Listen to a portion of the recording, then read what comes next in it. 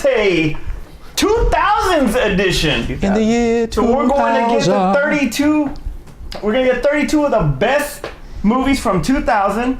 Let them fight it out to see the final four that will represent the decade of 2000s that will go up against the 70s, 80s, and 90s top four for the ultimate Kumite. Okay, I'm still upset about that RoboCop pick, but you know. Oh well. Join me today, Terrence. Art. That's good. It's going great so far. Going great. Let's do it. Oh, you didn't recognize me without my cap. There you go. All right, so we start out round one.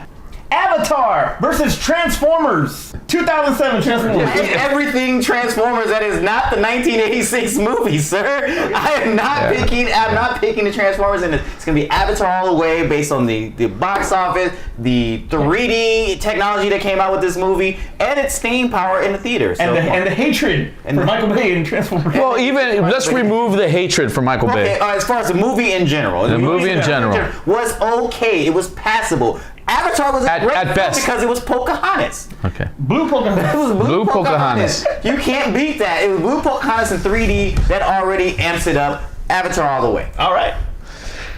I really have nothing else to add. I agree 100% with Terrence. Next one. Dark Knight versus the X-Men. I'm gonna go with Dark Knight. Dark Knight. Yeah. Versus the X-Men? Yes. Versus The 2000 very X-Men. first X-Men. Yes. Where it basically started the whole comic book resurgence. At this point, any comic book they're gonna be making a movie, so argue it's with not. You think the Dark Knight started it? Blade did, actually. That's what I think. No. Look, don't get me started on how Blade gets no respect in the comic booking world, but look, technically, for everybody's sake, it was X-Men that started it. Dark Knight basically was able to do so well on the back of X-Men. No, I disagree. Okay. I disagree. The reason being is that Dark Knight, they gave us a whole new perception of the storyline for Batman. Right. So Bruce Wayne. Like, he was a billionaire. No. Yeah, but they had to. They threw that in. He had no superpowers. I mean, all new stuff for Batman. Yeah.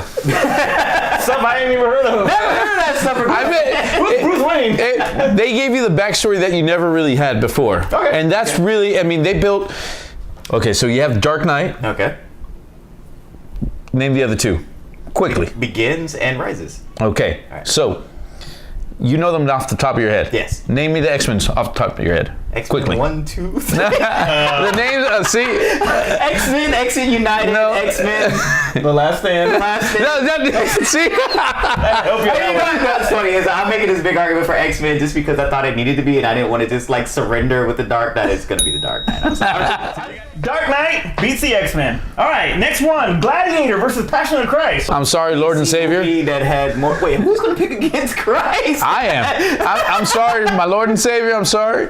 I mean, but the Gladiator is a great guy, but he ain't no Christ. He ain't true, but which movie really stands out?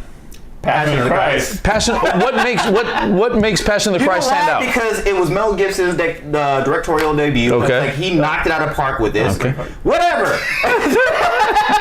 Whatever. It was his second directorial debut. He debuted twice. Everybody gets to debut.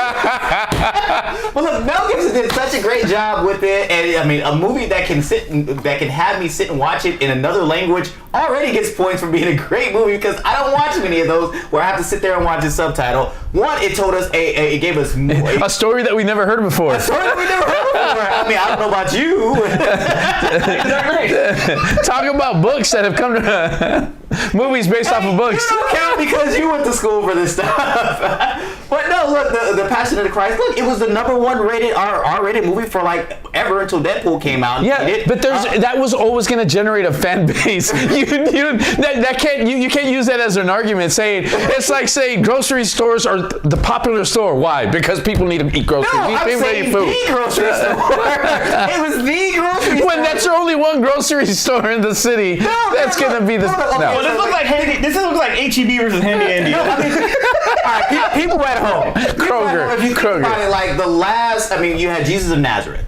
Okay. All right, so that basically was the milestone for, this story. He basically, now people go to the Passion of Christ before they go to Jesus Nazareth. That's true. Exactly. So that showed you how great that film was. Yeah, It was uber violent for a movie that's supposed to be. What made it good? What made this movie stand out? Don't tell me about the director, and don't tell me about the fan base. I was trying to get the guy's name who actually played Jesus. Yeah. Unfortunately, that's his only role that I remember of him, but it was a great role. He did a great performance in it, and he sold me in a different language. Angel Eyes was way better. I'm just saying. Whatever. Then he got struck by lightning. Dude, defend your movie. In real life. Defend your movie. So you got Gladiator. Gladiator. You got Passion of the Christ. Wait, you got Gladiator? Why? Because that movie still has staying power.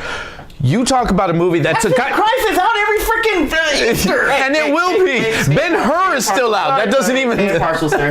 Even though you're on my side, but stay impartial. I'm sorry. I gotta go with Terrence. I gotta go with Passion of the Christ. You know, ask for forgiveness for your sins. You're not going to get points for getting this movie to get to heaven. The brutality of the movie, and then you couple that with the fact that it gave and drove the message so hard through its brutality that it actually made people be good for a little while.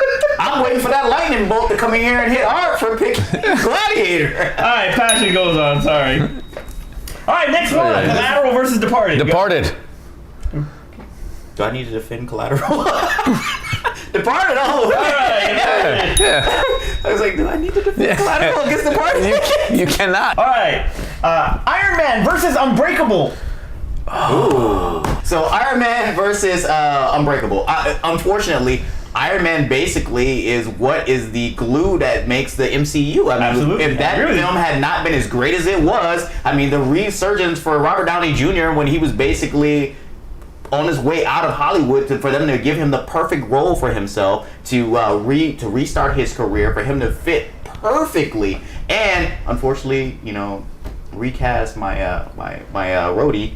But that's the only part that they messed up with. But in this movie, he was there. The black man always get booted. Terrence Howard was there.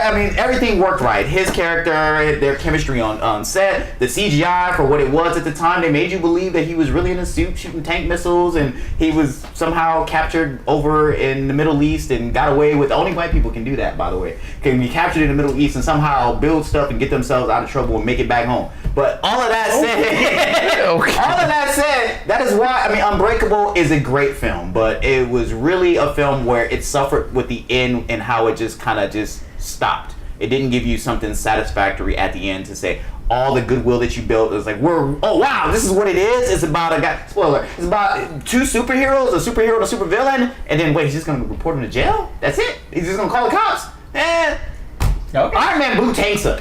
Okay. I will make one argument with you. When it comes to Unbreakable, you were saying for Iron Man that this is the glue that held the Marvel Universe together, right? This is what really started it off. Yeah. I would say the same for Unbreakable. The fact that so many people are looking forward to the sequels and look forward really shows the state and the power, how much it really people perceive this movie like, man, it really it gave you a complete different angle on superhero movies, right? We weren't talking about a movie where it's like fantasy. It's like possibly this could, this gave you a complete different perspective. Samuel L. Jackson gives you a real world look at it, right? Yeah, right. Yeah. But that was also The Dark Knight, so you can't get. Wait, hold on. I didn't interrupt you while you were speaking. Go ahead. So all that being said, I'm still gonna go with Iron Man. Even if you'd have gone the other way, Iron Man starting the MCU that pretty much has a majority of the top 10 top grossing movies of all time. Yeah. If Iron Man wasn't so successful, this is a bad matchup. Yeah. No, actually not really. No. It's kind of good. Okay, Okay, how about this one? Inglourious Bastards versus Kill Bill. Oh my God. Quentin films? Yes. What's your better Quentin film? Which is the better? See, now we're just getting nitpicking on this one. Wait, you're getting nitpicky in that one. Wait. Which Kill Bill? Kill Bill 1 or 2? Okay. Kill Bill 1. I know how I feel about this. You know how I feel? How you feel? No, I know how I feel about this. Okay. I feel Kill Bill 2 was the better Kill Bill film. And I think Inglourious Basterds, if I had to choose between the two, I really like Inglourious Basterds. I would go with Inglourious Basterds. Wow. I think Kill Bill 2 was the better film. Yeah. I will give Kill Bill 1 grade for a lot of the style and color changes they did, color palettes they did in that film. Yeah. I think Kill Bill 2 was the better film. My favorite thing from Kill Bill, the first one, Volume 1, was Lucy Liu. Yeah. Her scene was the standout of that movie, but I don't think that was enough. Enough to carry it, yeah. Inglourious Basterds. I love what Brad Pitt did in Inglourious Basterds. Oh, I love the fact, all the was and how they at least they took it upon themselves to change history because it's Quentin Tarantino. Yeah, no, I mean that movie. You went in there not expecting anything of what was going to happen. Okay. Christoph Waltz. Yeah. That was Oscar winner for it. That was the movie that really, as you said, introduced us to. Star Wars Episode 3: Revenge of the Sith versus Superman Returns. I gotta pick. Oh, sorry. Look. Okay. I'm a Star Wars fan, so I feel like I'm obligated to make Revenge of the Sith as much as I love Superman.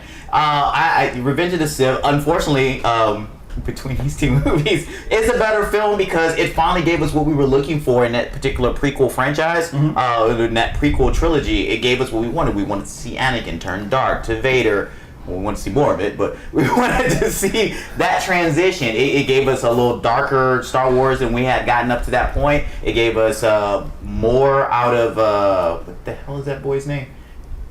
Hayden Christensen? Thank you. Hayden Christensen. That's how much I love this movie. It gave us much more out of Hayden Christensen, and then, just Obi-Wan in general. I mean, basically, we're dying for an Obi-Wan film because of what he did in Revenge. This movie, when I think about it, I think of, let's put things into perspective with Superman Returns. It really didn't do anything. It wasn't a standout film at all. There was a lot of anticipation because there hadn't been a Superman movie in quite some time. No. Right. So this movie came out. They picked a guy off the street. We really did. Whoa, I like him as Superman. Yeah, no. Hey. I'm saying that we had nothing to go off of. That's a whole other debate. Yeah. No, Brandon Routh's a good Superman. That's how I was torn on this. No. But what I'm saying is they bring somebody off the street. It's not like they brought in like a big name actor to carry the film. It was they brought in an unknown. Touche. But it had what's his name, Obi-Wan. So. Ewan McGregor. Okay. Yeah, I agree. His name's Obi-Wan. It's not Ewan McGregor. He's no longer Ewan. All right, let's go. Next one. Lord of the Rings: Return of the King versus Remember the Titans. Ooh, man. All right. Pretty decent matches. Yeah, but right? Yeah, I'm actually gonna go with Remember the Titans. All right, I'm not going to build drama, unfortunately. I'm going to go Remember the Titans. Good.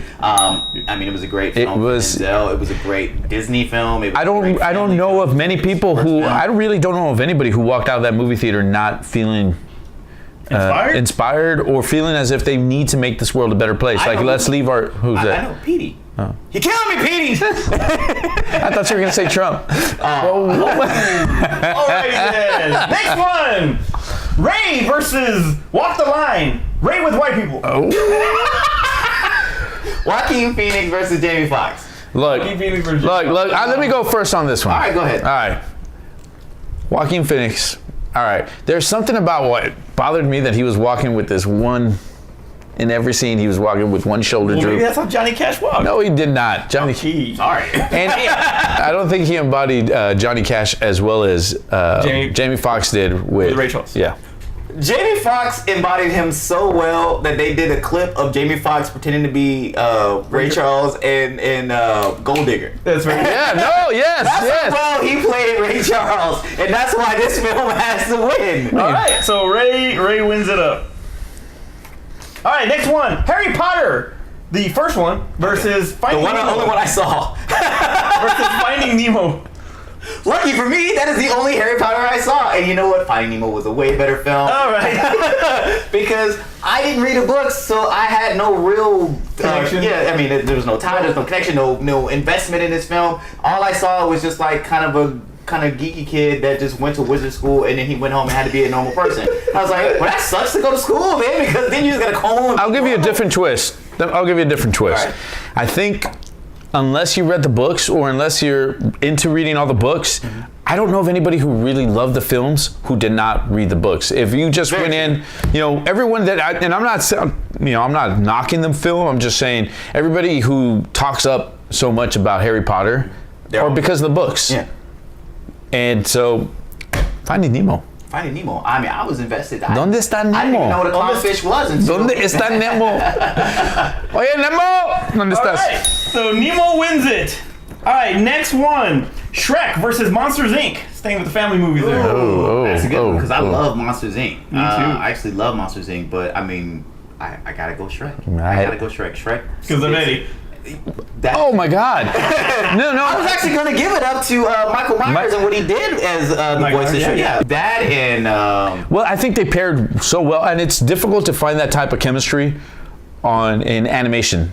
Right, and it just seemed to flow so smoothly. I don't think it was the editing. I think Eddie Murphy did so well. Obviously, Eddie Murphy stole the scenes, but Mike Myers really did so well. I don't want to say he played second fiddle, but I think because of Eddie Murphy, Mike Myers did well. Okay. And it spawned a bunch of Shrek straight to video, the Netflix video movies. Yeah, no, it's a great film. All right, next one. Incredible Hulk with Edward Norton versus Spider-Man with Tobey Maguire. I'm sorry, Edward Norton, and I love you as an actor, but you are no banner. No Tobey. You are no Tobey Maguire and Spider-Man. Look, Tobey Maguire, unfortunately, that was a great film. Wasn't the best Spider-Man film, but it was a great film. And unfortunately, compared to the recasting of Incredible Hulk, So, let's be clear on something. The Marvel movies are not based off of the Hulk. No. Hold on. I'm sorry. Once again. Sorry. So the Marvel movies that we are watching on TV are not based off of the Marvel comic books we grew up with. These are actually on the second one, the reboot that they did with all the Marvel comics. That's why not all the characters' backgrounds are the same that we're so used to. Okay. Yeah. And that's why they made the changes. So Edward Norton did an amazing job. Okay. And as much as I like Spider-Man, Edward Norton blew it out of the water. He really gave us, he gave us something completely different, right? Let's not use anything else except the two main actors who really carried the film. Edward Norton did something different. And he left the film. It wasn't because of a disagreement. It wasn't because he did poor. He left the film intentionally to do that, as saying anybody can play me next. He didn't play it a certain way, where he left it, and he did that intentionally. That's what he kept saying after he left the film. There was no blood laws, nothing where they I dislike this film, or they recast like Terrence Howard, but. But Edward Norton, I mean, this movie really set off who the Hulk was, because even now, what's his name? Garofalo. How do you pronounce his name? Ruffalo. I want to say Garofalo. Ruffalo, even to this day, says he's playing off the character that Edward Norton did. Okay. So I will piggyback what you just said, where you said that he left the role because he felt like anybody can play it, and that's because he didn't make that type of impact that we needed Edward Norton back. Yeah. You know what? We needed Tobey Maguire back. Yeah, that's why it's been rebooted 3 times, right? Talking about within the same decade. Within the same decade. We're talking about the first 3 Spider-Man came out, and where Tobey Maguire basically sold you as the geeky nerd. He did not sell me. He was like a 30-year-old playing a 16 nerd. So what do you got? I got Tobey Maguire as Spider-Man. I got Edward Norton. Okay, I'm the tiebreaker. Oh man, that one's hard. But you know what? I'm gonna have to go with the Incredible Hulk. Mystic River versus No Country for Old Men. FYI, this is how I feel when he sides with you. I'm just saying, this is when he says Pain and Gain is the greatest rock film. It is, by the way. Wait till we get to those. And unfortunately, I gotta be upfront. I've never seen Mystic River. Oh, wow, okay. Wow. That's actually a pretty good movie. That is actually a really good movie, but not as good as No Country for Old Men. I can't imagine. All right, Lord of the Rings, The Fellowship of the Ring, okay, versus Pirates of the Caribbean, the first one. Ooh, I'm kind of torn here. Okay, this one I'm kind of torn because this is when Johnny Depp first unveiled his pirate persona and stuff like that, where it was fresh and it was kind of fun and exciting before he totally burnt it out on people and you didn't want to see it anymore. And he was Tonto and still did it. God. Don't remind me. But the Fellowship of the Ring was fun. It was bringing us back to fantasy movies and films that we hadn't seen in quite some time. It was long, and that's the only part that it does. But when you get to that, you shall not pass scene. That was the greatest scene that I could think of. And when they did the whole ring and all the special effects, and when they walked a lot, all the special effects that went on in that film, it was like I can't say it's not going to be Lord of the Rings. Okay, all right. You got Lord of the Rings. I have Lord of the Rings. Okay. That movie really, it gave you a world completely different. And you know, when there's little scenes that people didn't pick up on when they're walking through the pass, right? And it's snowing, and everyone's trekking and trying to like waist deep, and for the hobbits it's above their head, and then you see the elf, and he's just walking on it light. He's walking on top of it. No, it just showed like each character, each you know, he really did. Plus J.R.R. Tolkien, he was part of the Inklings. There you go. Okay, next one, Slumdog Millionaire versus $1 Million Baby. That's a tough film. I know. That is an extremely tough film, but I'm going to go with $1 Million Baby. Really? Yeah. I'm gonna go with $1 Million Baby because one, I like films that deal with And two, I haven't seen Slumdog Millionaire. Oh, man. Slumdog Millionaire. That's a No, okay. But I enjoy films that deal with, you know, boxing and overcoming things and in just that world itself, and that was just a better film. Okay, all right. And now we conclude round one with, you're gonna hate me for this one, Spider-Man 2 versus X-Men 2. How? All right, so God, how did they get matched up, man? All right, it's a great matchup, but that's to be a finals matchup because Spider-Man 2 is the best Spider-Man movie of all time. Yes, all time. We have this argument all the time. Spider-Man 2. It is. It's not X-Men 2. At the time that it came out, was the best comic book movie of all time. So it's one of those things where, I mean, really, it was. I mean, Okay, but you just answered your movie. Yeah, you just answered your. At that time, that was the best comic book movie. Okay, so, but out of all the X-Men movies, is that the best one? X2. Today's the future past. I mean, but that's No, I'm just saying. Your logic. Okay, so is Spider-Man 2 is the best Spider-Man movie. X-Men 2. Wait, hold on. Okay. Well, I'm trying to confirm. Spider-Man 2 is the best Spider-Man out of movie. which Spider-Man movies? Of all. All the Spider-Man. Okay. Is X2 the best X-Men movie? Yeah, of all the X-Men. Of all the X-Men that came out in that decade. No, you're not using that same logic with All the Spider-Man. Spider-Mans came out in that day. Well, okay, No. minus Homecoming. Of all the Spider-Man, Is it better than Homecoming? It is better than Homecoming. Okay, then. So that answers your question. Well, answer my question. Spider-Man 2. X-Men You're 2 going with is better than Spider-Man 2. I'm just using your logic. Okay, so what are you going with? I have to go with Spider-Man 2. Exactly, all that for nothing. No, that was to prove his point. All right, that concludes round one, and it only gets harder. So round two, we start with Avatar versus Ding, Lord ding. of the Rings, Fellowship of the Ring. I am master debating on this. All right, so CG spectacle that went over here. CG spectacle that went over here. Which one was better CG? What was the better CG? What was the better story?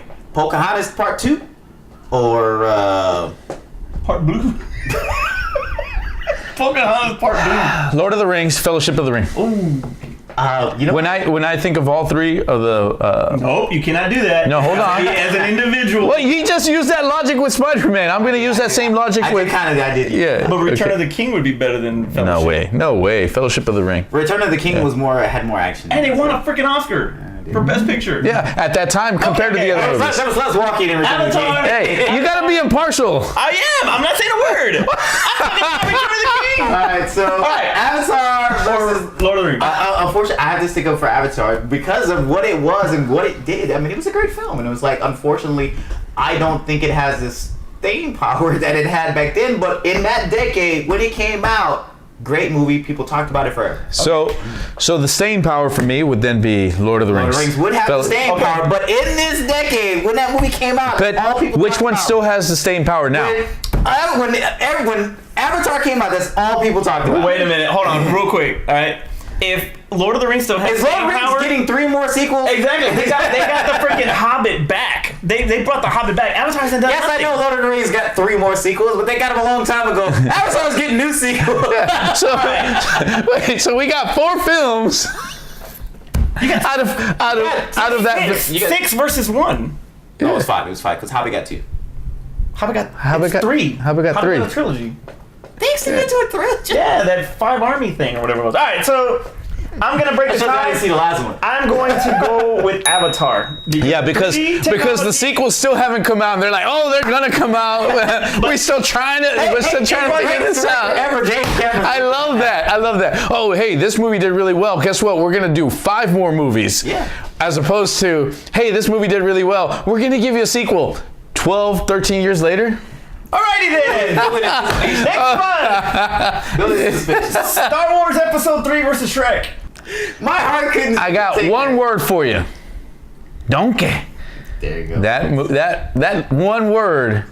You're going with Shrek? I'm going with Shrek. Okay. And as much as I love my Star Wars. Wow, Episode 3 didn't make it. All right. No, I apologize. as good as that was the best of the first 3. That was the best of the first 3. But Shrek was freaking amazing still. Donkey. You can still watch Shrek right now. Life is like an onion. You just gotta keep If you're not a Star peeling Wars at it. fan, could you watch Episode 3 right now? Yes. If you're not a Star Wars If you're not a Star Wars, could you watch it again? Yes. You're a Star Wars fan, though. But you don't count. It's fun though. You're a Star Wars fan. The rise and fall type of thing. I think people would watch the newer Well, stuff. because they it's watch okay. Well, your opinion doesn't matter at this You're point. right. We both agreed. Well, let's move hear on. your opinions on The Departed versus Inglourious Bastards. Oh, well, we know why I stand on this one. Departed. Okay. Of course, Departed. I thought we had to look at him because he gets on us because we picked the party for everything. All right. No Country for Old Men versus Finding Nemo. How did that happen? That doesn't even seem right. No, old men saw Nemo. Oh, man. Look, I'm gonna go first. No Country for Old Men. No Country for Old Men. I Okay. agree. Very good. All right. Ray versus Remember the Titans. Oh man, Dude, That's hard. That's a hard one. I gotta go Remember the Titans. I am as well. Okay, that's Gotta go Remember the I'm Titans. not That movie. When I left the movie theater from each one, which one had the Dude, bigger you impact? Felt something after. Yes, Right, you exactly. you wanted to make the world a better place. I mean, after Ray, you just like, man, I can't wait till he does that Kanye. Yeah. After I saw after I saw Ray, I went up to every woman. I was trying to see if her forearms actually told me. But I guess the overall message of both, Yeah, I guess it's a lot. the message of Remember. One was overcoming it personally. The other was making a difference in the world. Yeah. All right. Iron Man versus Spider-Man 2. Spider-Man 2, man. I stand by it. Spider-Man 2. I'm gonna go with Iron Man. I stand Iron by Man. it. Iron Man, because remember, all these other movies. Is Iron Man the greatest MCU film? Hold on. All these other movies. Infinity War. Exactly. All these other movies were done because Iron Man was so successful. Iron Man spawned how many different movies with the same actor? Spider-Man. Can we say the same thing about Spider-Man 3 came out because of how great Spider-Man 2 was. They felt invincible after Spider-Man 2. Look, They felt like they could do anything, like do a bad kept That's how great Spider-Man 2 was. They were like, Spider-Man 2 was so great, we had to reboot it 3 different times. We didn't reboot Spider-Man 2. We rebooted Spider-Man 3. It was rebooted twice, remember? That was, All right, what do you got? Iron Man? I guess Spider-Man 2. Okay, Iron Man, because that really set the precedent for. Had Iron Man not done that well, had Iron Man not had that good impact, we would not have all these movies from Marvel. Every year we have at least one or Had two. Spider-Man 2 not done that well, they would have never thought to reboot this franchise 3 There's so much money left to be made because Spider-Man 2 is so great. The greatest Spider-Man movie ever. We gotta keep going. No, We gotta sorry. keep going. No, I'm going Iron Man. Sorry. All right. The Dark Knight versus the Incredible Hulk. Oh, this is easy. The Dark Knight. Okay. Dark Knight. Why are we debating that one? Passion of the Christ versus $1 Million Baby. Who's betting against God? I'm going Passion of the Christ. I'm going $1 Million Baby. Oh man, where's that lightning bolt? Where's that lightning bolt? Everyone keeps backing up Passion of the Christ. We're going to, man. We're Christians. Yeah, live your life that way. Don't try to gain points by just saying the movie's good. It's a good movie. Hey, let me ask you this: were you thinking about Passion of the Christ when you were with that girl the other night? She said, God, oh God. All right. Passion of the Christ wins. That looks like concludes the second round. Final round. This is the round that dictates the 4 that are going to go. It's the final countdown. Hey, All right. hey. We don't have rights to that song. And we start with The Departed versus No Country for Old Men. The Departed. The Departed. All right. Departed's making the final 4. Shrek versus Avatar. Come on, a movie that spawned like 15 sequels within that same decade, or a movie that we're still. I gotta pick Shrek. I don't know why I gotta pick Shrek. Damn. And I'm actually gonna go with Avatar. 3, 2, 1. Shrek. Next one. Remember the Titans versus Passion of the Christ.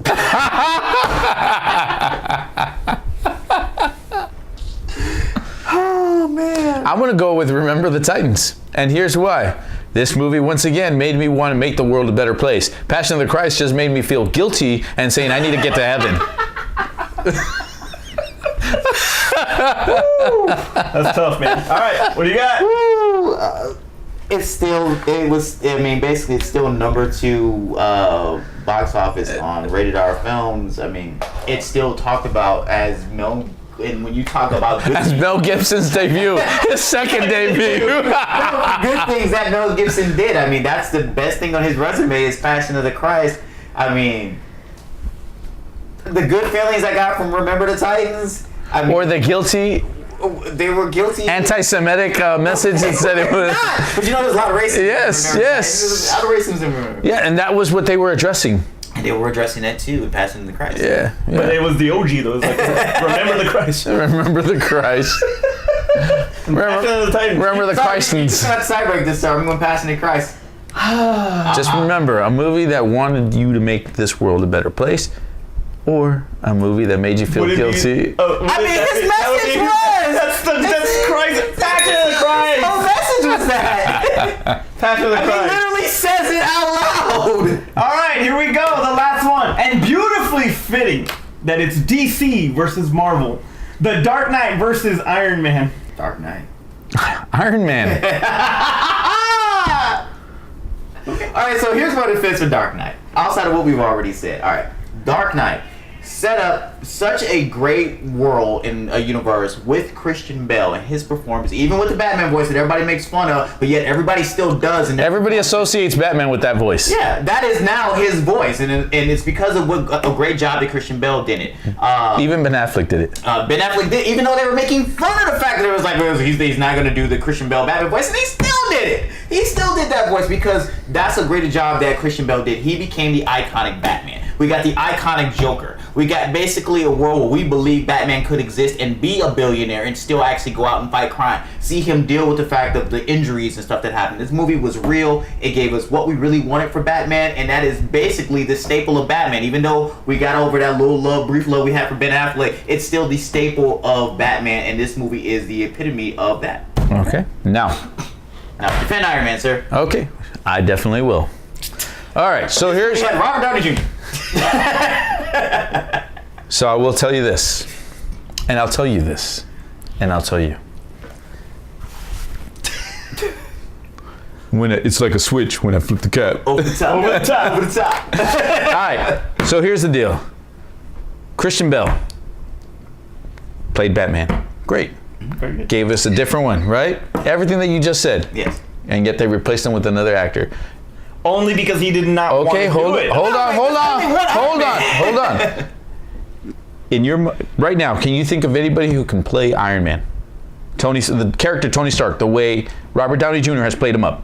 What was the guy that was in Iron Man 2? Yeah, you can't even remember his name, so you don't. But he was in. Yeah. Tell me. I don't remember a lot of people's names. I can barely remember my kids' names. So, That is a good the point. guy, the scientist guy that was helping out Whiplash in Iron Man 2. Rockwell. Yeah, Sam Rockwell. he was originally up for that part, and thinking about that he was up for that part, I would have believed him as Tony Stark.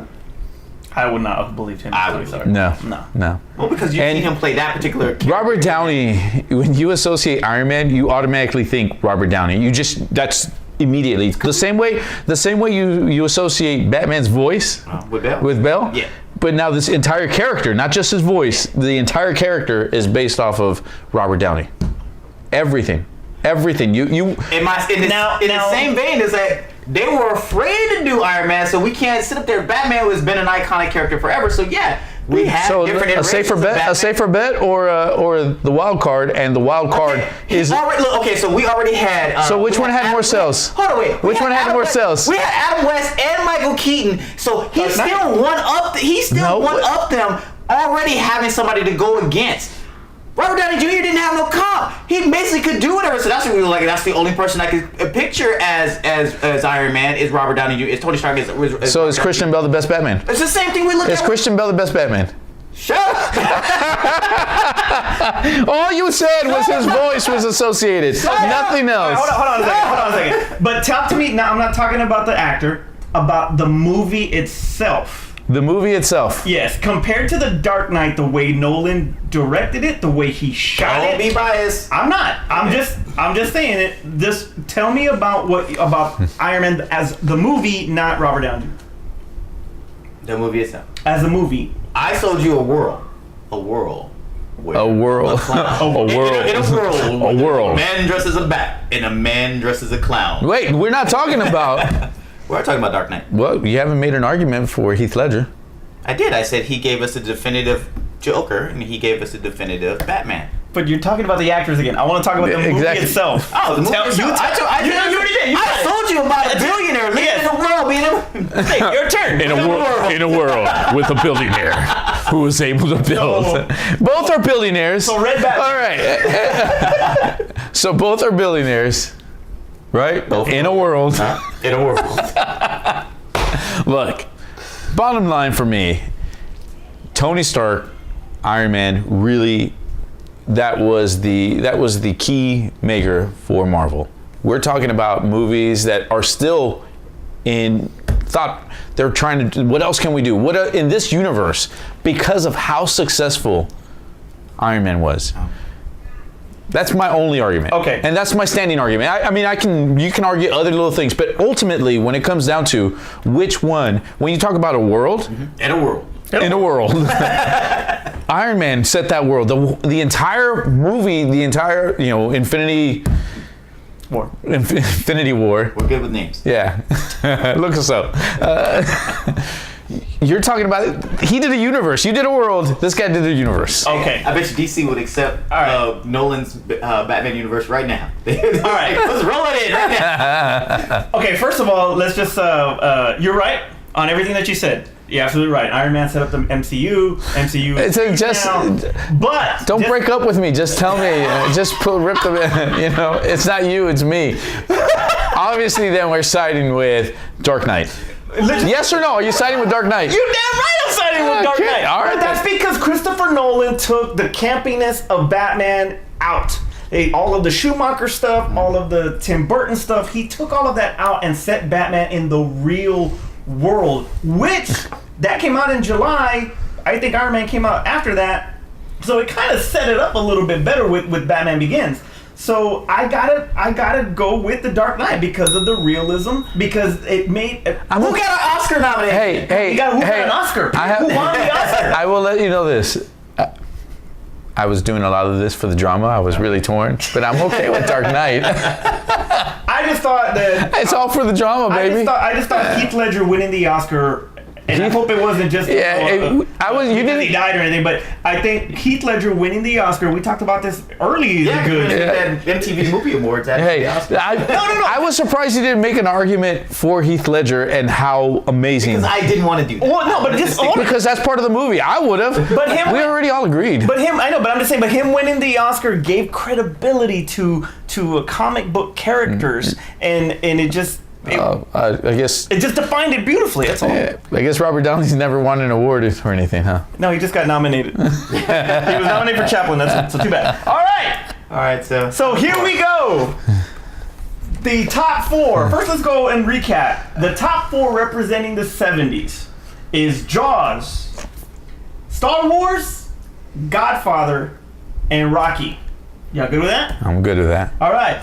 Representing the 80s, we got Back to the Future, Die Hard, Empire Strikes Back, and Superman 2. No, not You do not agree with that one. All right. Representing the 90s, Terminator 2 Judgment Day, Silence of the Lambs, The Matrix, and Pulp Fiction. That's good. That's a solid lineup right there. And now representing the 2000s In the year 2000. is The Departed, Shrek, Passion of the Christ, and The Dark Knight. Those are the 16 movies that are going to battle in the ultimate Kumite to see and decide what decade truly had the best movies. I haven't done a Kumite in a while, so I apologize for being a little bit rusty, especially with my comebacks and everything. But if you guys are fans of the Kumite, make sure you put that in the comments below, because I don't believe there actually are. Make sure you put it in the comments below. Make sure you like, subscribe, and make sure you click that notification bell, so that way you are aware of all the other videos that come out, including whenever we get around. I'd like to know what they think their top 4 would Yeah, be. please put RoboCop in it.